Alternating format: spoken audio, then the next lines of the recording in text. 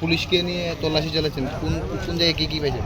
আজিব বণিক যার নামে আজকে মামলা হয়েছে বা যারা পুলিশ করছে, ওনার স্কুটির ভিতরে নাম্বার বিন একটা স্কুটি আছে, যেটা নিয়ে তিনি সবসময় আপ ডাউন করে।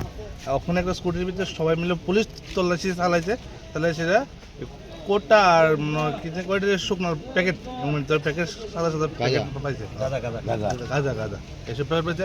আমরা আরও বহুদিন যাবৎ ওনারে এই ব্যাপার নিয়ে বহুবার করছি, দাদা এইসব ব্যবসা এখানে বন্ধ করেন। কিন্তু শ্রমিকরা খুব ইজান দিয়েছে, খুব কষ্ট হয়েছে এইসব ব্যাপার নিয়ে। উনি নামেন নেতা? হ্যাঁ, উনি নামেন?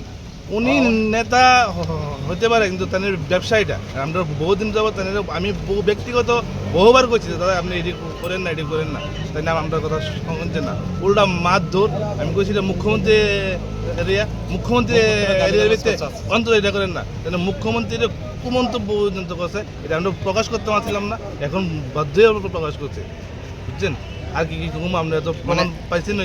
পার্টির নাম দিয়া কি? পার্টির নাম দেয়া দেয়, হ্যাঁ পার্টির নাম দেয়া দেয় না, গাঁজা পেন্সি কোটা এটা বাসের হ্যান্ডিম্যান ড্রাইভারের নষ্ট করতেছে এনো। আর এই সমস্যা এসকেলেছে, দখল করে রেখে রেখে এই ঘরের ভিতরে কোটা লগাইতেছে, এই বড় ঘরটার ভিতরে।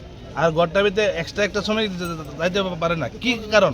এটা শ্রমিকের ঘর, শ্রমিক বইব, পাখার বাতাস খাইব, আয়েস্ট করবো, যে একটা গরম হনে এটা শ্রমিক একটা ঘরে আইতে পারে না, শুধু কেন আয়ত্ত না? এটা তো শ্রমিকের ঘর না, তাই এই ধরনের কার্যকলাপ আজকে প্রায় 1 বছর যাবত, 1 বছর তো না, প্রায় 6-7 মাস হয়ে যাব প্রায় এই কার্যকলাপ করতেছে। তাই লোক আরো আছে লোকের লোক। রাজীব যে বণিক যার নাম বলছেন, উনি মানে কোনটার নেতা? তাই লোক পশ্চিম জেলার বিএমএস এর সাধারণ সম্পাদক।